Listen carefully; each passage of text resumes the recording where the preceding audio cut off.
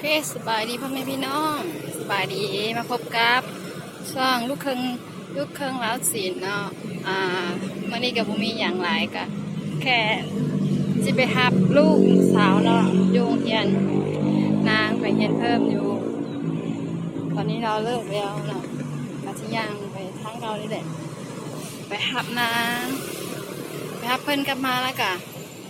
กาวาเซียนพาทานผู้ชมไปเบิงตลาดนัดกลางคืนเนาะอยู่พี่เขาก็เอิ้นว่าปาซัมมาลัมเนาะมันก็เป็นภาษามาเลยก็จะเอาเอิ้นปาซาก็คือตลาดเนาะมาลัมก็คือตลาดกลางคืนตลาดนัดกลางคืนเนาะมันก็จะมีทุกอย่างแหละของกินของไส้ของทุกอย่างที่เขาใส่มันจะมีเบิดเนาะเสื้อผ้าหน้าแพรเอียงก็มีนะแล้วก็ส่วนหลายก็วันศุกร์เขาจะมีทุกวันศุกร์เลยเนาะวันศุกร์ตอนแรงมันก็บ่ไก่จากบ้านนะนะคะบ่ไก่จากบ้านแทนเพิ่มลูกหลังจากที่ไปหับเล้าแต่ละเชื่อวันศุกร์ก็จะกินข้าวอยู่นอกเนาะแล้วก็เลยไปตลาดมาซัมมาลัมเนาะตลาดนัดนั่นแหละภาษาลาวเขาก็ตลาดนัดเลยตลาดนัดตอนกลางคืนเนาะแล้วก็ไปแล้วก็มีอย่างเขาจะซื้ออย่างเขาก็ซื้อเนาะแต่ช่วงปีใหม่มันใกล้ปีใหม่มันจะของหลายครับเพราะมันช่วงปีใหม่มันก็จะโบก็ธรรมดาก็มีอยู่นะเครื่องนั่นแหละก็ข้ามถนนนี่แหละ2-3ก่อนนะเขาก็จะหยุดกันก่อนนะเพราะว่าข้ามถนนมันอันตรายเขาต้องเวิร์ถนนก่อนนะเนี่ยเนาะพี่น้องแต่เมื่อกี้นี้ก็จะขอโทษด้วยมันเป็นเสียงสะท้อนนะเพราะว่าแต่เป็นสิตกแล้วมันก็เลยเฮ็ดให้มันเสียงสะท้อนเนาะข้ามถนนอันนี้ทางไปโรงเรียนนั่นแหละไปส่งเรานั่นแหละแล้วก็ทางเดียวกันไปหับนางกลับมาแล้วกันหลอกตะกำกิ้งแล้วก็เปิดแบบเสียงทานไทยก็จะเป็นแบบนี้นะพี่น้องตอน6 โมงเนาะเวลานี่ก็6 โมงครึ่งใกล้7 โมงแล้วก็จะประมาณนี้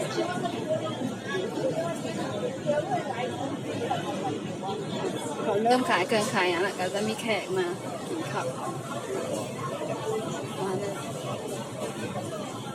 มาเลยนะก็จะอยู่สิชีวิตประจำวันแต่ละเมืองก็จะสังเสียส่วนหลายเขาจะกินนอกเนาะเดี๋ยวไปเจอกันบนหับทางเลยเนาะเพราะว่าทายจริงๆมันก็สะดวกหน่อยนึงเพราะว่ารถหลายใกล้ชิฮอดแล้วพี่น้องนี่อันนี้ก็เป็นขนมที่พี่เขาเอิ้นบันจังกล้วยเนาะใส่หม้อแบบนี้แต่บ้านเฮาเอิ้น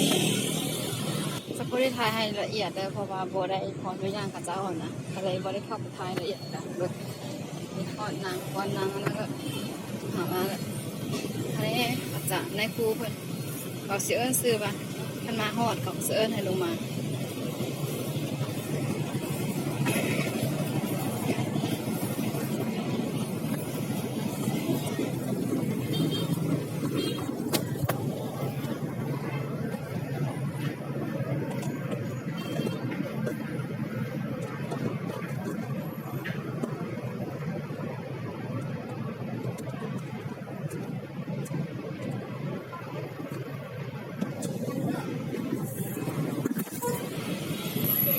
ทางน้อยเพิ่นลงมาแล้ว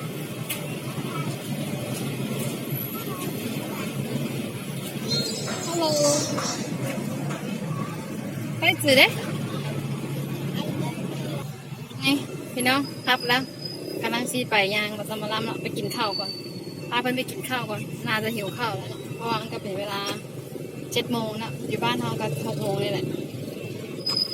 เดินทางข้ามคนไทยกันละเดี๋ยวถ้าไปเจอกันที่บ้านกินข้าวเนาะมาหับนางกันจะปล่อยบ่ได้เนาะจะปล่อยนางบ่ได้ก็จะจับแขนตลอดเพราะรถมันหลายแถวนี้